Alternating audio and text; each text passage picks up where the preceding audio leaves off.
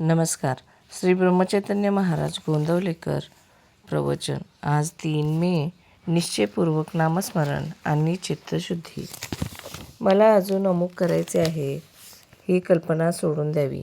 आता मी परमेश्वराचा झालो. आता मला काही करायचे राहिले नाही अशी मनाची स्थिती झाली पाहिजे. हे परमेश्वरा, आता तुझ्याकरताच मी जगेन. तुझ्या नामस्मरणाशिवाय मला काही कर्तव्य उरले नाही असा निश्चय केला तर मनाला समाधान झालेच पाहिजे. नामस्मरण होत नाही कारण वयामुळे मन थकले हे म्हणणे बरोबर नाही.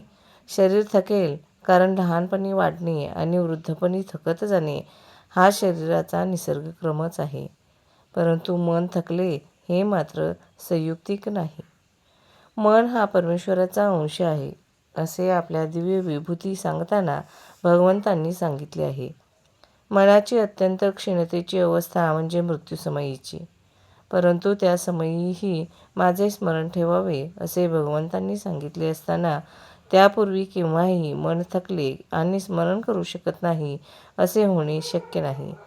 पूर्वी 6-6 तास बसून जप केलेला असेल तितका आता होत नसेल, तितके बसवणार नाही.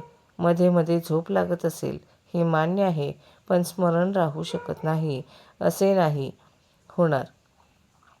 मन थकले ही एक खरी अडचण नसून मनाचा इतर व्याप फार आहे हे खरे कारण आहे.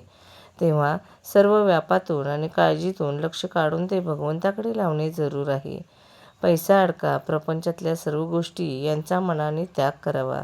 असा त्याग केला तर कार्यभाग निश्चित होतो हे मी खात्रीने सांगेन.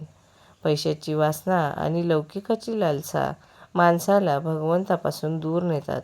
त्यांच्या तावडीत सापडता कामा नये. लोकेशना आणि धनेच्छा या दोन्ही गोष्टींचा संबंध प्रपंचात वावरत असताना येणारच. तो टाळता येणे कठीण आहे. पण ज्याला भगवंताचे प्रेम पाहिजे आहे त्याने त्यांचा गुणधर्म ओळखून त्यांना वापरावे, म्हणजे त्यांच्यापासून उत्पन्न होणारे दोष त्याला बाधणार नाहीत. धर्माचरण, भगवतभक्ती, नामस्मरण आणि सत्संग हे चित्तशुद्धीचे उपाय होत. किंवा एका शब्दात असे म्हणता येईल की सत्संग हाच याला तोडगा आहे. चित्तशुद्धीचे लक्षण हे की आपल्यासारखेच सर्व जग सुखी असावे ही भावना असणे. ही भावना वाढण्यासाठी सर्व जग सुखी असावे अशी प्रार्थना करण्याचा नेहमी परिपाठ ठेवावा, म्हणजे हळूहळू भगवत कृपेने साधेल. अभिमान हा मात्र चित्तशुद्धीत बिघाड करणारा आहे आणि तो केव्हा डोके वर काढील आणि घात करील याचा पत्ता लागणार नाही. पण भगवंताच्या स्मरणामध्ये अभिमानाचे मरण आहे. म्हणून आपण भगवंताचे स्मरण अखंड टिकवूया आणि आनंदाने राहूया. नामाशिवाय जगात दुसरे सत्य नाही अशी दृढ भावना करावी. धन्यवाद.